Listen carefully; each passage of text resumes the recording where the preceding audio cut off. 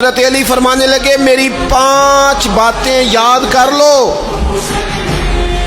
اور فرمانے لگے اونٹوں پر بیٹھ کر تلاش کرنے نکلو گے تو یہ باتیں تمہیں ملیں گی کہیں بھی نہیں، لے لو ہم سے حاصل کر لو، یہ فیض ہے۔ فرمایا ڈھونڈنے نکلو گے نہ ڈھونڈنے تمہیں یہ ملیں گی، ڈھونڈنے سے نہیں چیزیں ملیں گی۔ فرمانے لگے 5 باتیں لے لو یار حضرت شیر خدا کی 5 باتیں، آج اس کو سبق کے طور پر رٹا لگا لو، اسے یاد کر لو، دل میں بٹھا لو۔ شیر خدا کی 5 باتیں، علم و حکمت کا نچوڑ، نبی پاک صلی اللہ تعالی علیہ وسلم سے لیا ہوا فیض، وہ حضور کی امت کو بانٹتے ہیں، اپنے سے محبت کرنے والوں کو عطا کرتے ہیں۔ حضرت مولا علی شیر خدا فرمانے لگے 5 باتیں لے لو، تم اونٹوں پر بیٹھ کے نکلو گے تو تھک جاؤ گے لیکن یہ باتیں تمہیں کہیں نہ ملیں گی۔ حضرت علی باتیں بیان کرتے ہیں، فرماتے ہیں پہلی بات یہ یاد رکھنا، بندے کو امید صرف اپنے رب سے رکھنی چاہیے، جیت جاؤ گے دوستو دنیا میں اگر یہ بات آ گئی، بچ جاؤ گے، دل ٹھنڈا رہے گا، بے قراریاں، بے چینیاں، پریشانیاں جان چھوڑ جائیں گی، امید صرف اپنے رب سے رکھو۔ حضرت مولا علی شیر خدا رضی اللہ تعالیٰ عنہ دوسری بات بیان کرتے ہیں، فرماتے ہیں اپنے گناہوں سے ڈرا کرو۔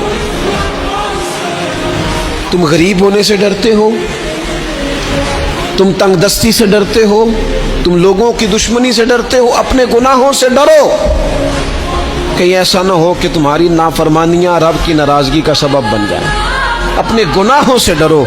اور تیسرا مولا علی شیر خدا رضی اللہ تعالیٰ عنہ فرماتے ہیں اگر تم جاہل ہو نا، تمہیں پتہ نہیں، تو علم کے بارے میں سوال کرنے سے کبھی نہ شرمانا، پوچھ لینا فائدہ ہوگا، کسی سے بات کر لینا فائدہ ہوگا، کسی سے سیکھ لینا نفع ہو جائے گا، کسی کو مان لینا اپنا استاد، زندگی بھر سمجھدار ہو جاؤ گے، فیض یاب ہو جاؤ گے۔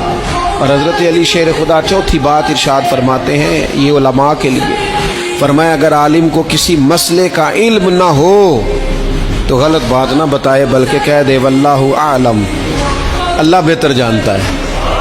یہ بات یاد رکھیں، جس بات کا پتہ نہ ہو، جس کی خبر نہ ہو، جس پر عبور نہ ہو، اس بات کو آگے بیان نہ کیا جائے اور کبھی بھی غلط بات نہ بتائی جائے۔ یہ حضرت علی شیر خدا ہمیں سبق دیتے ہیں۔ اور 5ویں بات حضرت علی شیر خدا ارشاد فرماتے ہیں یاد رکھنا، ایمان میں صبر کی وہی حیثیت ہے جو جسم میں سر کی حیثیت ہے۔ اپنی زندگی صبر کے ساتھ گزارنا، زندگی میں کبھی بے صبرے نہ ہونا، حوصلہ نہ چھوڑ جانا۔